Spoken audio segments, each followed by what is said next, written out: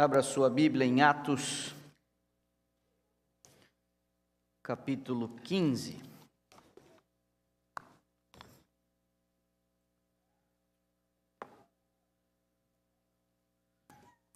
Atos, capítulo 15.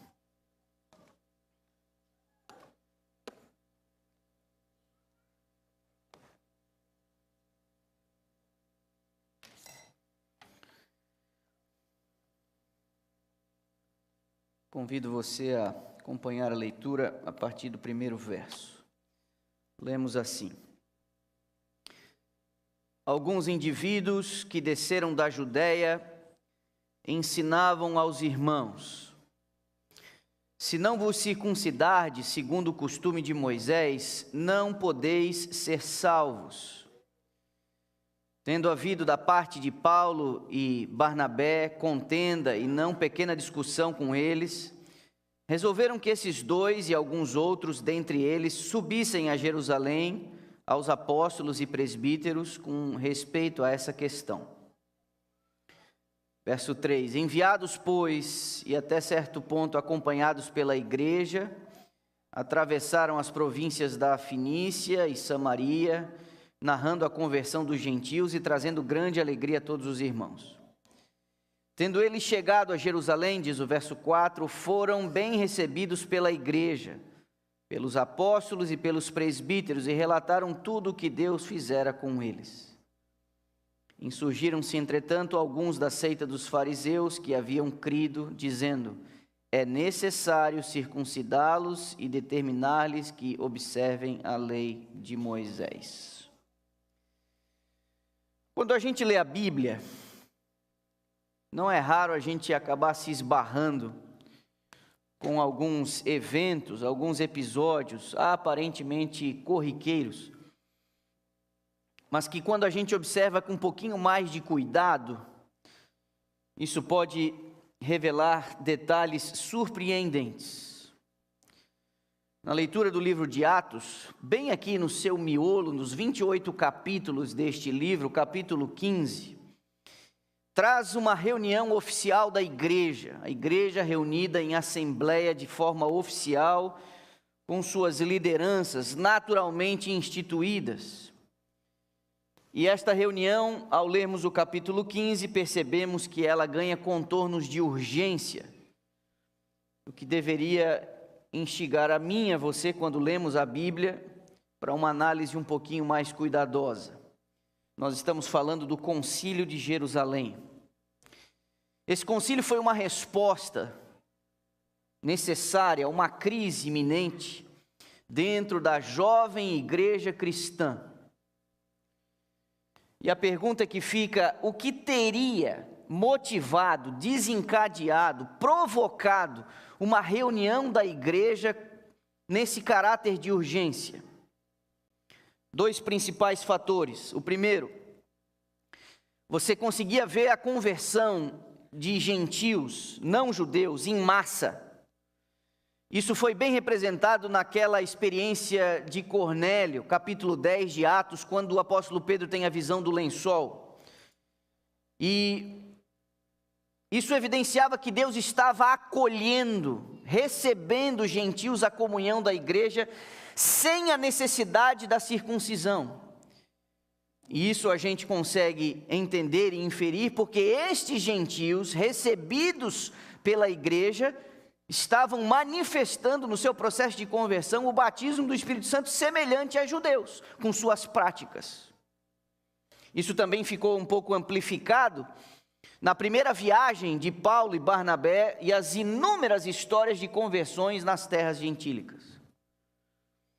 Segundo ponto que provoca essa reunião em Jerusalém é que essa controvérsia em Antioquia vai servir como uma espécie de gatilho, de ponto de partida para que a igreja pudesse se reunir em concílio. Alguns homens chegaram da Judéia à igreja de Antioquia afirmando que a circuncisão era um pré-requisito para a salvação. E essa situação vai despertar a necessidade de uma decisão, não apenas uma decisão isolada, mas uma decisão colegiada, uma decisão representativa. E a igreja não permitiu que esse tipo de conflito fosse resolvido localmente, mas a comunidade de fé buscou, através da unidade da sua liderança apostólica reunida em Jerusalém, ela buscou o diálogo para resolver essa questão. Então vamos lá, talvez alguns dados referentes aí ao Concílio de Jerusalém. Uma boa parte dos estudiosos vai situar o Concílio de Jerusalém entre o ano 48 e o ano 50 do primeiro século, já da nossa era. E uma referência cronológica para isso é que o Concílio de Jerusalém ele fica entre as duas primeiras viagens missionárias do apóstolo Paulo. A primeira que você vê relatada nos capítulos 13 e 14 de Atos, e a segunda viagem missionária já no capítulo 16. Um outro ponto é que há uma clara relação, segundo estudiosos eruditos bíblicos, de que as decisões tomadas no Concílio de Jerusalém, elas estão em plena conexão com o segundo capítulo da carta de Paulo à igreja na Galácia, o segundo capítulo de Gálatas, na Bíblia que você tem aí, porque o tema é tratado ali, e Paulo se expressa à igreja de Gálatas como uma decisão que foi tomada pela igreja, uma instrução da igreja. Onde este concílio foi realizado, nós ao lermos não temos muita dificuldade para precisar que ele aconteceu em Jerusalém, provavelmente na casa onde os apóstolos e os presbíteros se reuniam, era uma comunidade liderada por Tiago, irmão de Jesus.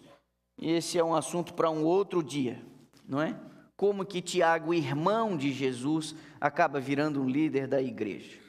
Então, eu queria apenas trazer um resumo desses principais atores. Talvez a letra esteja um pouquinho pequena para alguns de vocês, eu tentei o máximo aqui.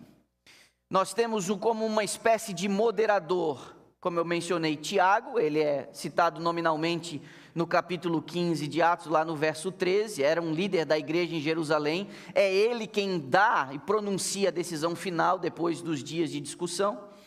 Você tem debatedores principais, Paulo e Barnabé, fazem ali uma defesa e dizem o que estava acontecendo entre os gentios e o recebimento do Espírito Santo e as conversões em terras distantes. Você tem Pedro, os apóstolos e alguns presbíteros como conselheiros, a própria experiência de Pedro na conversão de Cornélio é trazida ali. E você tem uma assembleia que é a própria igreja em Jerusalém, daqueles que moravam na cidade e outros que tinham vindo de outras regiões, principalmente de Antioquia. Quais foram os temas centrais debatidos ali? Eu mencionei para você que o problema, o gatilho era, precisa ou não precisa circuncidar para você ser salvo? Ou seja, você precisa aderir a esta prática judaica para que você alcance a salvação e seja recebido na comunhão da igreja, sim ou não? Porém, o concílio acaba desdobrando outras questões. A primeira delas é esta, já mencionada, é preciso guardar toda a lei de Moisés e ser circuncidado, sim ou não? Como é que você lida com os costumes judaicos, as práticas pagãs que entravam em conflito, em choque com esses conversos, recém-conversos? E quais seriam as exigências mínimas para você receber um gentio na comunhão com a igreja? Então, as decisões tomadas foram as seguintes. Primeiro, os gentios não precisam ser circuncidados e nem guardar toda a lei mosaica, mas eles deveriam abster-se de, primeiro, comida sacrificada a ídolos, o sangue de animais, a ingestão deste sangue, carne de animais sufocados e imoralidade sexual. Essas exigências tinham esses dois objetivos que eu coloquei aí no telão. O primeiro, com essa decisão, e havia 4 pontos principais, visava-se preservar a unidade entre judeus e gentios, e você precisava adotar um padrão moral fundamental para a vida da igreja. E nós vamos ver essas 4 decisões já com um pouco mais de detalhes. Quanto tempo eles ficaram reunidos neste concílio? Em Atos 15, verso 7, diz que houve uma grande discussão. Então as pessoas acabam inferindo que houve um processo deliberativo e isso poderia ter durado alguns dias de reuniões e também de debates, não é? O concílio de Jerusalém, em Atos 15, ele não foi apenas uma questão teológica, e aqui é um ponto que nos interessa muito. Porque eu e você, herdeiros da igreja, para nós discutir esse negócio de circuncisão ou não, isso está muito distante da nossa realidade e é ponto facultativo entre nós, porque isso já caducou com o passar dos séculos. Porém, essa discussão, ela consistia em como você integrar gentios convertidos num movimento que nascera dentro do judaísmo, sem exigir uma plena conversão à cultura judaica. E para os judeus da época, isso era meio complicado, porque a circuncisão, ela fazia exatamente uma distinção entre gentios em termos étnicos, em termos religiosos. E a entrada dos gentios sem essa marca, ela gerava uma tensão entre a liderança judaica, porque afetava os limites de pureza. A decisão de não circuncidar, ela foi vista como radical por muitos judeus cristãos. Por outro lado, os gentios, eles convertidos de uma cultura onde era comum você comer carne sacrificada a ídolos, frequentar festas pagãs e a imoralidade sexual permissiva. À época, já vamos ver, prostituição cultural, homossexualidade ritual, incesto. Então, a inclusão desses novos crentes sem orientações mínimas, ela poderia trazer escândalos e divisão para a igreja. A igreja estava, de fato, sob uma forte ameaça, quando precisava definir aquilo que era de caráter religioso e aquilo que era de caráter cultural. Por isso o concílio vai impor 4 exigências, a gente já vai ver com um pouco mais de detalhes, porque a base era aquilo que deveria ser considerado como moralmente universal, servindo para todo mundo, judeu ou não, e aquilo que era socialmente conciliador, comida, sangue, enfim, não é? Então, o que os apóstolos fizeram para chegar a uma conclusão? Qual foi a base de discussão e como eles chegaram ao produto final dizendo, é isso, isso, isso, isso e isso? Os apóstolos parecem ter se baseado em Levítico capítulo 17 e 18, onde lá você tem leis aplicáveis a estrangeiros que viviam entre os judeus. E isso explica por que esses 4 itens foram escolhidos. Eles eram considerados regras básicas de convivência, sem exigir adesão total à lei.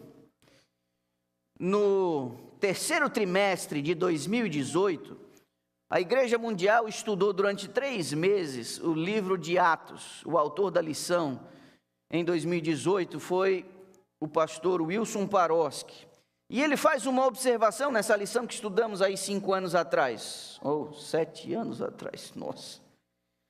Ele diz, abro aspas, o chamado decreto apostólico, sob a orientação do Espírito Santo, reproduziu as regulamentações de Levítico 17 e 18 apenas no que diz respeito aos estrangeiros residentes em Israel. Qualquer gentil crente que desejasse juntar-se à igreja era obrigado a tomar uma posição firme contra práticas pagãs a que estava acostumado. Então, vamos lá, tabelinha, tá bom?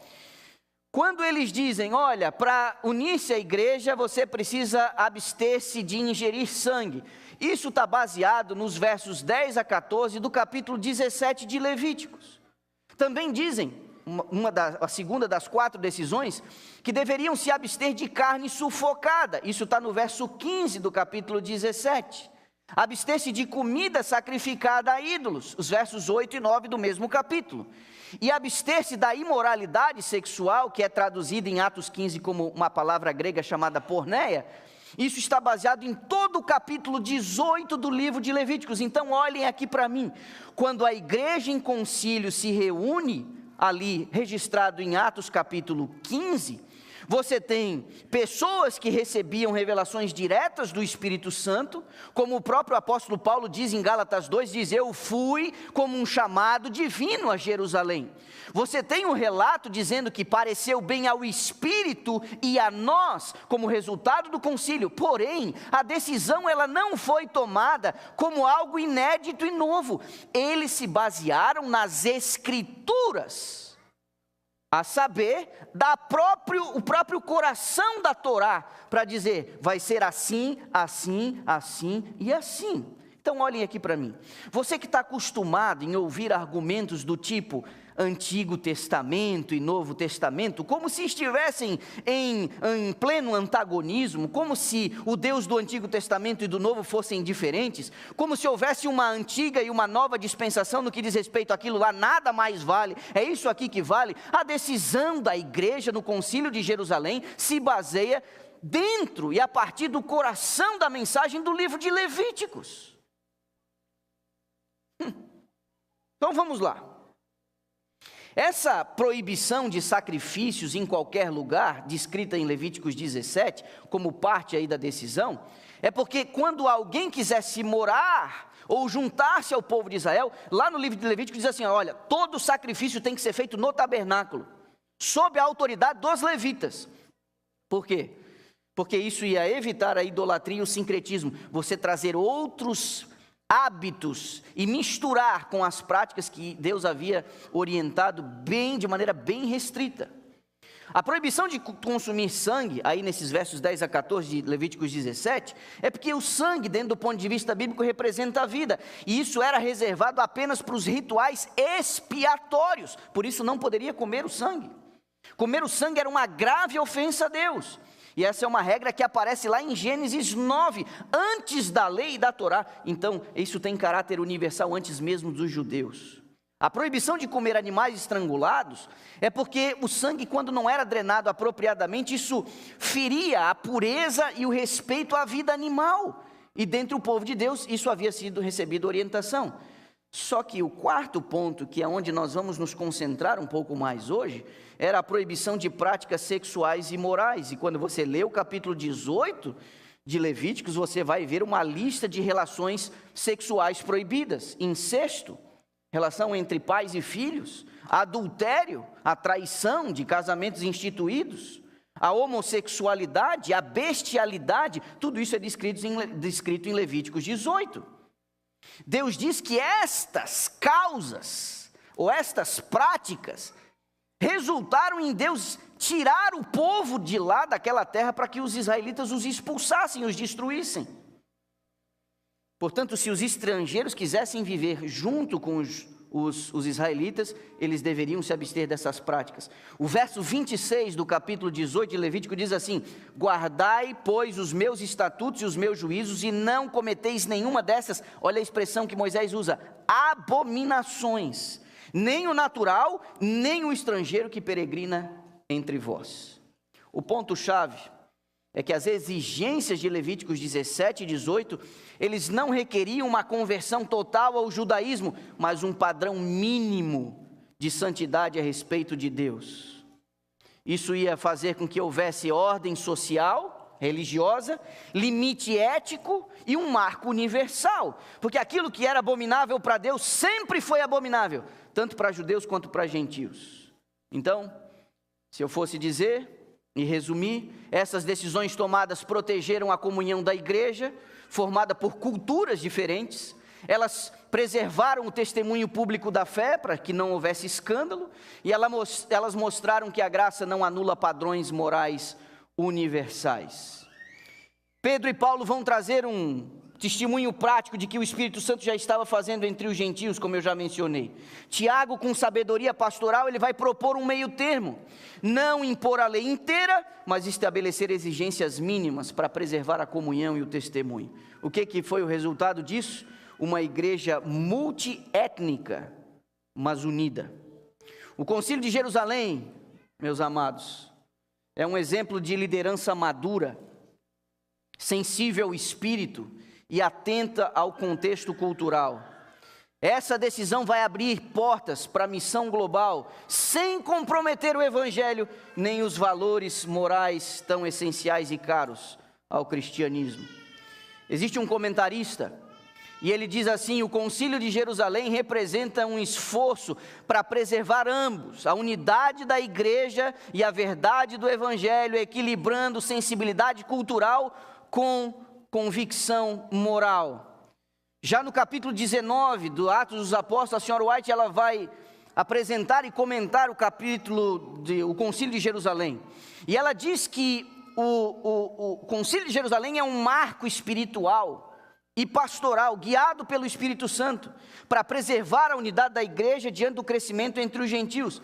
A serva do Senhor reconhece que havia um risco de divisão, causado por exigências judaicas, como a circuncisão, como já mencionamos, mas ela destaca a liderança humilde e o espírito de oração dos apóstolos, que, iluminados por Deus, tomaram uma decisão equilibrada: não impor fardos cerimoniais, mas manter princípios éticos e de convivência. E aí eu a cito agora, ipsis literis: foi o Espírito de Deus que guiou os apóstolos a fazer a decisão que fizeram, e a carta enviada aos gentios declarou com autoridade: pareceu bem ao Espírito e a nós. É o que você tem ali no resumo da decisão. Agora, quando eu já mencionei, quando vemos o Concílio de Jerusalém relatado ali no capítulo 15, percebemos que ele está entre duas viagens missionárias do apóstolo Paulo. E a pergunta é: o que será que o apóstolo Paulo pôde ter testemunhado na sua primeira viagem missionária, que ajudou a participação dele no concílio? Sem dúvida nenhuma, as cidades onde o apóstolo Paulo pregou o evangelho e a igreja foi fundada em vários desses lugares, o apóstolo Paulo, ele teve contato com idolatria explícita, muitas vezes ligada a ritos sexuais, promiscuidade normalizada nos cultos pagãos. Havia uma tiazinha cultuada dentro da cultura greco-romana, espalhada, havia estátuas dela e figuras dela por aí, em tudo quanto é lugar, uma tiazinha chamada Afrodite. E o culto para essa tiazinha aí era um negócio horroroso. O apóstolo Paulo teve que lidar com isso, e presenciou isso, e teve que pregar contra isso. E sem dúvida nenhuma, o testemunho que ele dá no Concílio de Jerusalém traz parte daquilo que ele mesmo testemunhou nessas terras gentílicas. Ele também viu uma total ausência das noções judaico-cristãs de pureza sexual nesses lugares. Mas o apóstolo também viu conversões genuínas, mas com passados marcados pela imoralidade. Eles viam gentios se voltando para Cristo com sinceridade. Paulo e Barnabé também percebiam que eles traziam hábitos profundamente enraizados em suas culturas. Então, nessa primeira viagem de Paulo e Barnabé, eles adquiriram uma consciência prática da profundidade da corrupção moral do mundo gentílico. Eles também tinham a percepção e uma convicção teológica de que a fé em Jesus deveria exigir uma nova vida, inclusive nas práticas da sexualidade. E eles, ao irem ao concílio, eles tiveram uma postura equilibrada lá, dizendo: olha, sem legalismo judaico, mas existe aqui algum padrão ético. Agora, meus irmãos, deixa eu conversar um pouquinho com vocês de como era a cultura greco-romana, onde o cristianismo nasce no primeiro século. Vocês devem lembrar, porque uma parte de nós aí, habituada e familiarizada com a profecia bíblica, você sabe que os principais impérios, no final aí do 6º século antes de Cristo para frente, você tem ali o quê? Babilônia, que mais? Medo-Pérsia, depois você tem o quê? Você tem a Grécia, no ano 300 e alguma coisa antes de Cristo, Alexandre o Grande, e os gregos, eles fizeram um negócio. Os gregos não queriam apenas conquistar territórios, os gregos não queriam apenas o ouro, a construção de palácios, os gregos queriam mudar a forma do mundo pensar.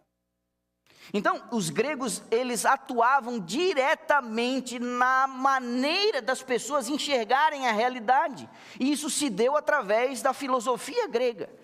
Quando Roma, o Império Romano, no ano 168 a.C., vira potência e o Império Grego cai, os romanos, sem dúvida nenhuma, do ponto de vista militar, do ponto de vista estratégico, do ponto de vista arquitetônico, uma série de coisas, eles expandiram ali o seu poderio, mas os romanos, eles herdaram a cultura grega, hábitos, forma de enxergar a realidade, e muitas das práticas religiosas.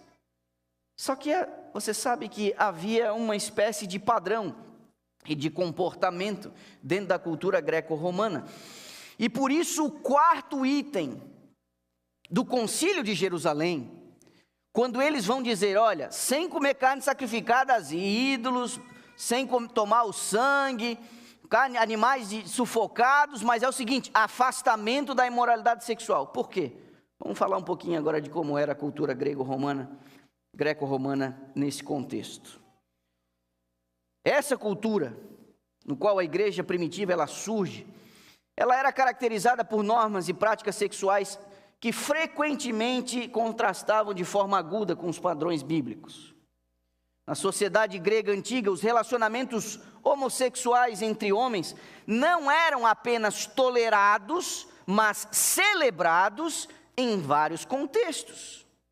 A pederastia, que é uma relação sexual entre um homem adulto e um garoto adolescente, era um traço comum da cultura grega, especialmente entre as classes altas. Um homem, pai de família e com filhos, normalmente mantinha relações sexuais com garotos.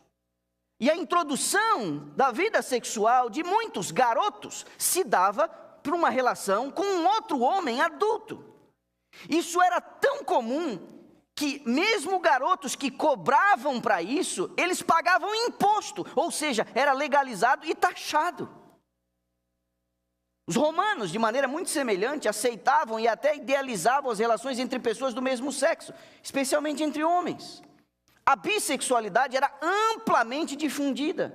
A prostituição masculina era legal e, como eu mencionei, tributada. Essa ética sexual, esse padrão sexual greco-romano, também se infiltrou nas religiões pagãs da época. Vários dos templos contratavam prostitutas, tanto homens como mulheres, como parte do seu culto religioso. O êxtase a partir da sexualidade no processo de culto. A cidade de Corinto, por exemplo, onde Paulo ficou lá 1 ano e meio, ela era notória por sua prostituição cultual. Mencionei a Afrodite, deusa do amor, envolvia prostituição ritualizada, tanto por homens quanto por mulheres. Foi nesse ambiente cultural que a igreja primitiva nasceu e começou a se expandir. À medida que a mensagem do evangelho alcançava vários desses lugares, desses públicos gentios, os primeiros cristãos precisavam lidar com a forma de incorporar esses novos crentes à vida e à ética da igreja. E esse debate, inevitavelmente, chegou ao seu auge no Concílio de Jerusalém, já mencionado aqui em Atos capítulo 15. Essa referência ali na quarta decisão, a imoralidade sexual, ela é significativa. No contexto da cultura greco-romana do primeiro século, isso seria compreendido como incluindo toda a atividade sexual fora do casamento heterossexual, incluindo práticas homossexuais de pederastia, da prostituição cultural comuns no mundo pagão. Esse é o pano de fundo para as duras denúncias de Paulo contra a prática homossexual em suas cartas. Romanos capítulo 1, 1 Coríntios capítulo 6, 1 Timóteo capítulo 1. Paulo escrevia para essas igrejas localizadas em cidades imersas nas normas sexuais greco-romanas. E a rejeição dele, inequívoca, das relações entre pessoas do mesmo sexo, não era apenas uma adaptação aos padrões culturais, mas um chamado radical à igreja, à pureza sexual e à fidelidade à ordem criada por Deus. Para a igreja primitiva, rejeitar o caos sexual do mundo pagão não era uma opção. Essa era uma parte essencial da nova vida em Cristo. O decreto do Concílio de Jerusalém, ao ordenar a abstenção da imoralidade sexual, ela não tratava de uma questão menor ou periférica, mas de um aspecto central do discipulado cristão e do testemunho no mundo sexualmente corrompido. Esse contexto histórico vai nos ajudar a entender que os ensinamentos claros da Bíblia sobre gênero e sexualidade não refletem ignorância ou preconceito cultural, mas constituem um chamado ousado e atemporal à boa e perfeita vontade de Deus para o florescimento humano. É um chamado tão necessário hoje quanto foi para a igreja no primeiro século. E o Concílio de Jerusalém nos lembra que a conformidade com o mundo não é uma opção para os cristãos. Os apóstolos e anciãos foram claros: seguir a Cristo implica rejeitar toda forma de imoralidade sexual. Por mais aceita ou celebrada que ela seja na cultura ao redor, isso não é um chamado à observância legalista, de regras arbitrárias, mas um convite para a gente alinhar a nossa vida com o propósito original de Deus para o gênero e para a sexualidade. Eu não vou cansar você com essas inúmeras palavras, mas aqui, e se você quiser, posso lhe dar isso aí depois por mensagem. Existem pelo menos 8 expressões diferentes no grego, utilizados no Novo Testamento para se referir a essas inúmeras práticas imorais. A palavra utilizada em Atos 15 é porneia, porque ela é bem mais ampla. É um termo amplo utilizado por Jesus em Mateus 15, por Paulo em 1 Coríntios 6, pela igreja em Atos, o Lucas, quem escreveu em Atos 15, mas também Paulo vai utilizá-la em Gálatas 5, mas você tem outras, palavras mais específicas, para adultério, para impureza, para lascívia, para devassidão, para cobiça, para desejo, para efeminados, para sodomitas, para as obras da carne, 8 expressões diferentes utilizadas no Novo Testamento. Agora, meus irmãos, a ironia teológica de Paulo é que ele é o apóstolo que mais alto vai erguer a bandeira da graça divina e ao mesmo tempo é aquele que mais vigorosamente ecoa as antigas exigências da lei de Deus, especialmente no que diz respeito à sexualidade. Parece contraditório à primeira vista. Como que pode o maior promotor da justificação pela fé, aquele que escreveu onde abundou um pecado, superabundou a graça, ser o mesmo que escreveu isso aqui, Romanos 1, 26 e 27. Por causa disso, Deus os entregou a paixões infames, até as mulheres mudaram o modo natural de suas relações íntimas por outro, contrário à natureza. Semelhantemente, os homens também, deixando o contato natural da mulher, se inflamaram mutualmente em sua sensualidade, cometendo torpeza, homens com homens, e recebendo em si mesmos a merecida punição do seu erro. É o apóstolo da graça que está escrevendo isso. Ele diz à igreja em Corinto, igreja corrupta que era a igreja em Corinto: ou não sabeis que os injustos não herdarão o reino de Deus? Não vos enganeis, nem impuros, idólatras, adúlteros, efeminados, sodomitas, ladrões, avarentos, bêbados, maldizentes, roubadores, eles não vão herdar o reino de Deus. Tais fostes alguns de vós. Isso aí é o que vocês eram, mas vós vos lavastes, fostes santificados, fostes justificados em nome do Senhor Jesus Cristo e no Espírito do nosso Deus. Isso aí era a vida antes. A Timóteo, nessa carta pastoral, ele diz: tendo em vista que Deus não se promulga a lei para quem é justo, mas para transgressores e rebeldes, irreverentes e pecadores, ímpios e profanos, parricidas e matricidas, homicidas, impuros, sodomitas, raptores de homens, mentirosos, perjuros e para todo quanto se opõe à sã doutrina.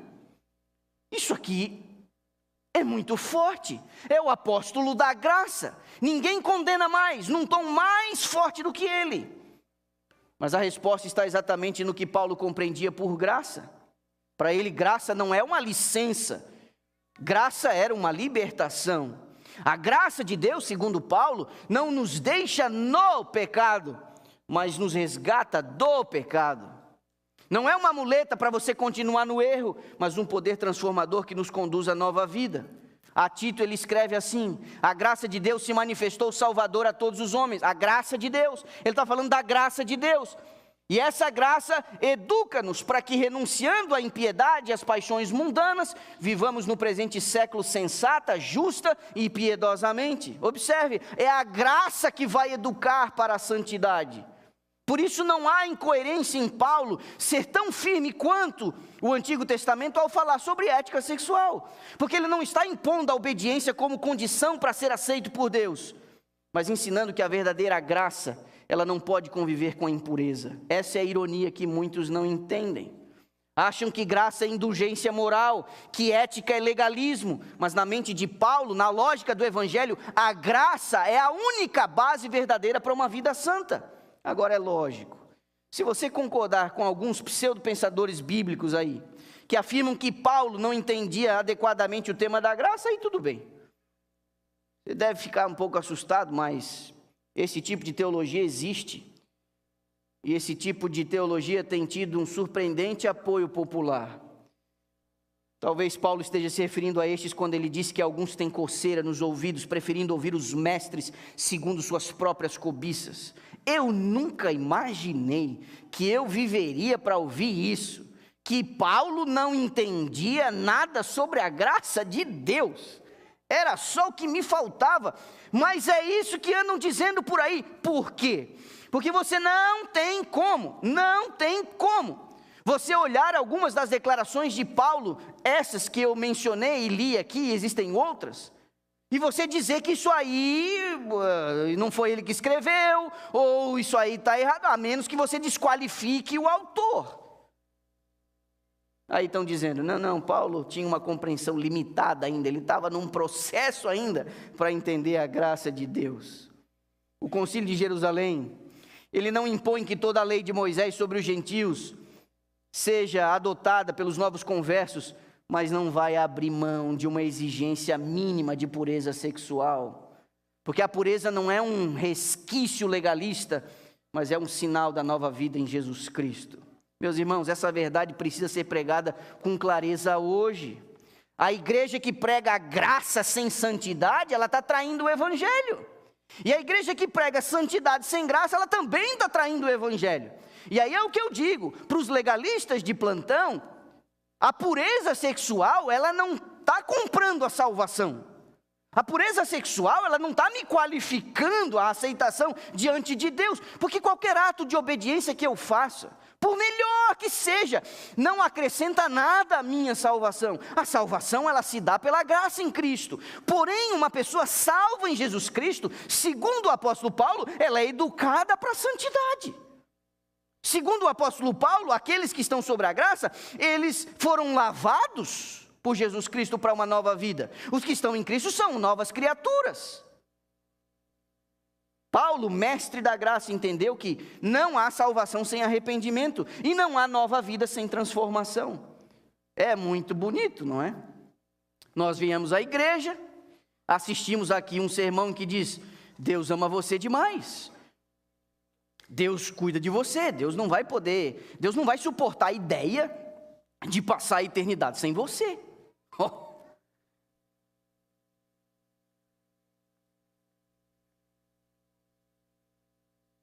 Tem muita gente embalando pseudo-cristãos para o fogo do inferno, com esse tipo de pregaçãozinha em que Deus aceita tudo e que Deus engole tudo.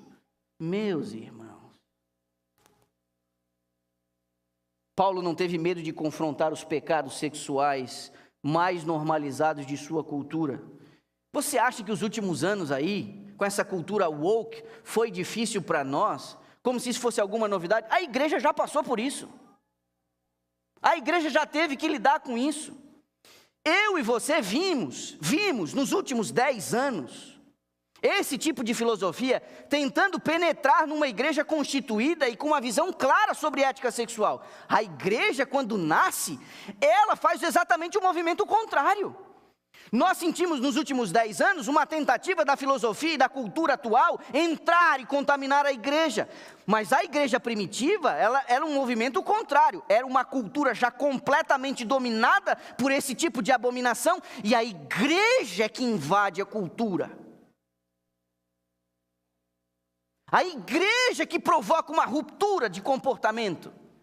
Meus irmãos, não viemos aqui achar que para a gente ter um pouquinho mais de aceitação entre o público jovem, entre a geração Z, a alfa, beta, ou sei lá o quê, nós vamos agora aqui, não é assim. Não é assim. O que é.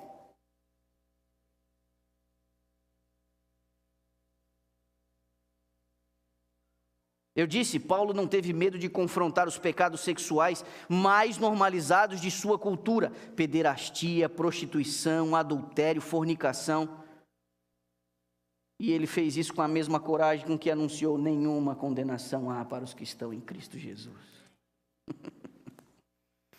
A decisão do Concílio de Jerusalém, ela tem uma profunda relevância para a igreja hoje. Porque a gente vive num momento cultural em que as normas sexuais estão mudando rapidamente. Os antigos ensinos bíblicos sobre gênero, sexualidade, são cada vez mais vistos como ultrapassados ou até mesmo como preconceituosos. A pressão para a gente se conformar ao espírito da época é imensa. Em muitos aspectos, a situação que a igreja enfrenta hoje é muito semelhante àquela da igreja do primeiro século. Assim como os primeiros cristãos estavam cercados por uma cultura pagã que celebrava práticas sexuais contrárias ao desígnio de Deus, nós também nos encontramos numa sociedade cada vez mais glorificada por relações homossexuais, identidades de gênero e licenciosidade sexual de toda espécie. A tentação da igreja ceder ou se conformar é muito forte. Seria muito mais fácil seguir o fluxo cultural, você afirmar identidades e relacionamentos LGBTQIA+, reinterpretar as escrituras, desqualificar o apóstolo Paulo, atualizar o texto para se adequar às sensibilidades sexuais modernas. Viver essa ética bíblica seria bem mais fácil. Provavelmente alguns de nós seremos rotulados por intolerantes, alguns de nós enfrentaremos pressões sociais e legais, seremos cada vez mais marginalizados numa sociedade pós-cristã, mas esse é o custo do discipulado num mundo caído. Não somos chamados ao conforto ou à conformidade cultural, mas à obediência radical e ao testemunho contracultural. Como a igreja do primeiro século, a gente deve se apegar firmemente à verdade da palavra de Deus, mesmo quando ela colide com o espírito da época. A gente deve estar disposto a ser uma minoria profética, falando a verdade com amor e modelando um caminho melhor.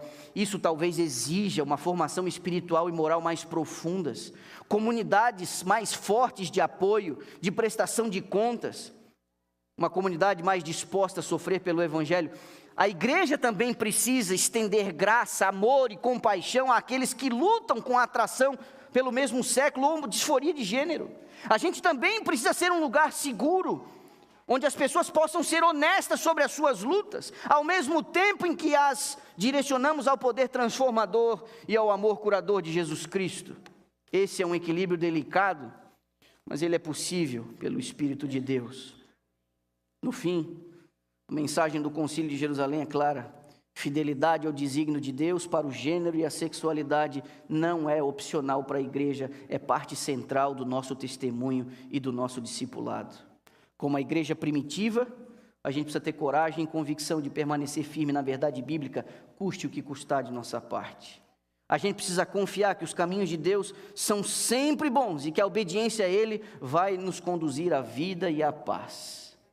Mas, meus irmãos, a palavra utilizada na decisão do concílio, ela é muito mais ampla do que problemas ligados à homossexualidade. Ela envolve qualquer tipo de impureza sexual. E talvez eu esteja falando para um público hoje, aparentemente acima de qualquer suspeita. Mas a pergunta é: o que você anda vendo? Você acha mesmo que existe algum tipo de nível moral ou algum nível de sofisticação para a imoralidade sexual que distingue alguém que quer ter um relacionamento com uma pessoa do mesmo sexo de um jovem que fica acessando conteúdo pornográfico, embora heterossexual, na internet, através do seu celular? Você acha realmente que existe algum nível de distinção moral para um casal de namorados, na flor da sua idade, que não casaram ainda, de terem intimidade sexual, por mais que estejam mentindo para si mesmos, dizendo: não, a gente vai casar, a gente já se ama? Isso está incluído no texto. Aqueles que vivem em Cristo devem se afastar da imoralidade sexual. Isso não se restringe apenas a relacionamentos de pessoas entre o mesmo sexo. Eu estou falando, quem sabe, para homens e mulheres casados, que alimentam a sua mente com lixo e contaminam o leito matrimonial consumindo porcaria.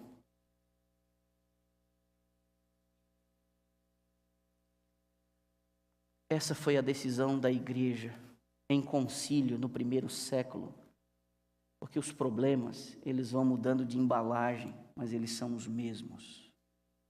aqueles que aderem à fé cristã precisam se afastar da imoralidade sexual. Isso é evidência de que Jesus Cristo governa a sua vida.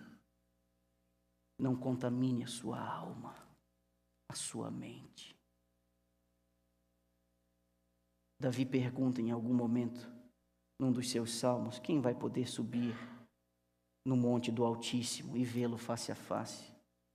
Aquele que são limpos de mãos e puros de coração. A pureza é um alvo para todos nós. Para todos nós. A pureza. E Deus quer purificar a nossa vida de toda influência infame e abominável. Talvez alguns de nós precisamos conversar com o cônjuge, ter uma conversa franca, aberta, clara. Talvez alguns pais aqui precisem sentar com seus filhos. Meus irmãos, essa contaminação tem começado mais cedo do que a gente imagina. E eu volto a dizer e alertar a minha igreja, não financie a destruição afetiva dos seus filhos, fornecendo a ele a possibilidade de ele contaminar o seu coraçãozinho. Alguns dos nossos filhos são introduzidos nesse assunto tão sensível por conversas imorais com colegas na escola ou mesmo nos corredores da igreja. Fique atento. Jovens namorados,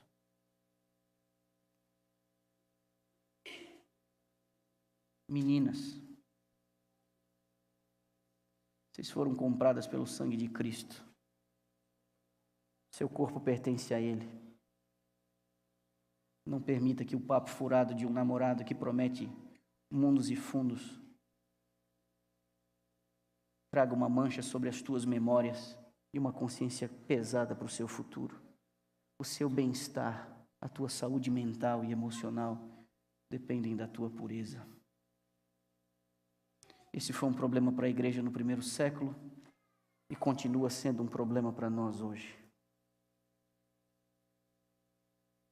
É muito simples olhar, quem sabe, pecados dos outros, para a gente não se sentir tão culpado assim. Mas existe um padrão moral, existe um padrão moral que nós precisamos alcançar pela graça de Cristo. Foi o que o apóstolo Paulo disse, essa graça vai nos educar para a santidade. Espero que você vá para casa consciente de suas responsabilidades e buscando a paz que só Deus pode trazer ao seu coração. Feche seus olhos, por favor. Querido Deus e amado Pai, o Senhor nos proveu de habilidades incríveis. O Senhor nos dotou de capacidades extraordinárias, porque fomos feitos à imagem e semelhança do Senhor. Só que o Senhor nos deu algo a mais,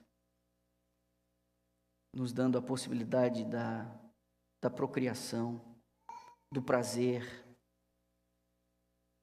Mas quando nós agimos fora dos limites que o Senhor estabeleceu, isso pode tornar a nossa vida amarga.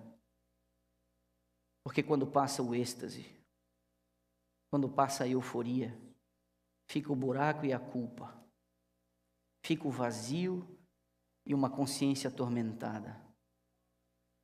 E por isso nós precisamos aprender a te obedecer e receber força das tuas mãos para a gente fazer o que é certo do jeito certo. Existem pessoas aqui que têm sonhos e planos para o seu futuro. Eles não podem se boicotar, eles não podem se inviabilizar. Por isso que sejam puros em sua juventude, no vigor de sua força, para que quando constituírem família, essa constituição e essas bases sejam tão firmes e sólidas, não contaminadas por coisas abomináveis. O mal está por todos os lados, nós sentimos a aproximação e a tentação de todas as formas, Mas o que o Senhor tem para nós é a pureza e a santidade, a felicidade plena. E nós refletimos parte de tua natureza no exercício do amor verdadeiro. Olha para cada família aqui representada, Senhor, cada pai, marido, mãe, esposa, filhos, jovens, e nos ajuda a fazermos o que é certo. Pareceu bem ao Espírito e à igreja lá. Pois bem, isso continua sendo uma verdade aqui. Parece-nos bem ao Espírito e a nós nos afastarmos da imoralidade sexual. Nos despeça com a tua paz, com a tua bênção, te pedimos, Pai, em nome do Senhor Jesus.